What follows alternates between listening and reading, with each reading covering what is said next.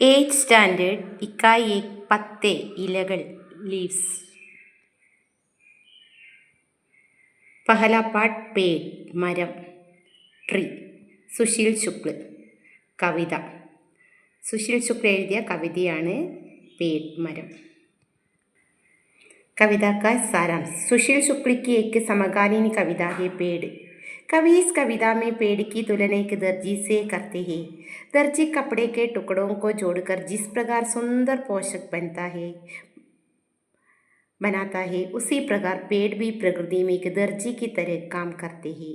पेड़ केवल एक पेड़ नहीं है, वे प्रकृति को आपस में जोड़ने, संभालने और प्रकृति के संतुलन को बनाए रखने की क्षमता रखने वाले हैं।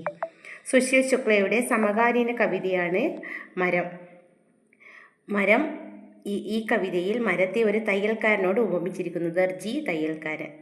തയ്യൽക്കാരൻ തുണിക്കഷ്ണങ്ങൾ ഉപയോഗിച്ച് എപ്രകാരമാണോ മനോഹരമായ വസ്ത്രം തയ്ക്കുന്നത്, അതുപോലെ പ്രകൃതി മരങ്ങൾ ഒരു തയ്യൽക്കാരനെ പോലെ പ്രവർത്തിക്കുന്നത്. മരം വെറുമൊരു മരമല്ല, അവ പ്രകൃതിയെ പരസ്പരം ബന്ധിപ്പിക്കുന്ന, രൂപപ്പെടുത്തുന്ന, പ്രകൃതിയുടെ സന്തുലിതാവസ്ഥയെ കാത്തു സൂക്ഷിക്കുന്നതിൽ വലിയ പങ്കുവഹിക്കുന്നു.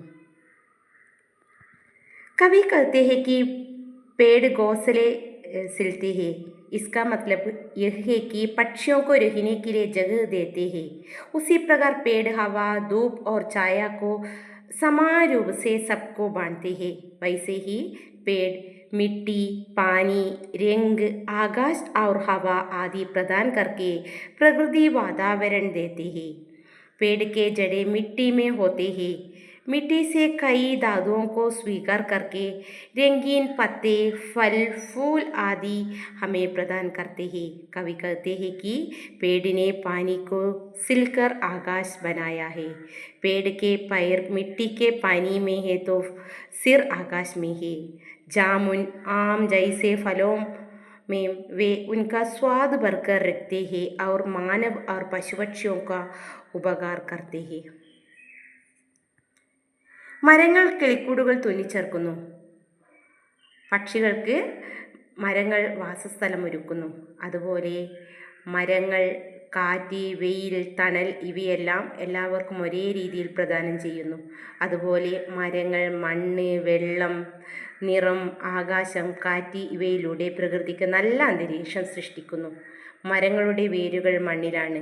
മണ്ണിൽ നിന്ന് വിവിധ ധാതുക്കൾ സ്വീകരിച്ച് നിറങ്ങളുള്ള ഇലകളും പഴങ്ങളും പൂക്കളും മറ്റും നമുക്ക് പ്രദാനം ചെയ്യുന്നു. മരങ്ങൾ വെള്ളത്തെ തുന്നിച്ചേർത്ത് ആകാശമുണ്ടാക്കുന്നുവെന്നാണ് കവി പറയുന്നത്.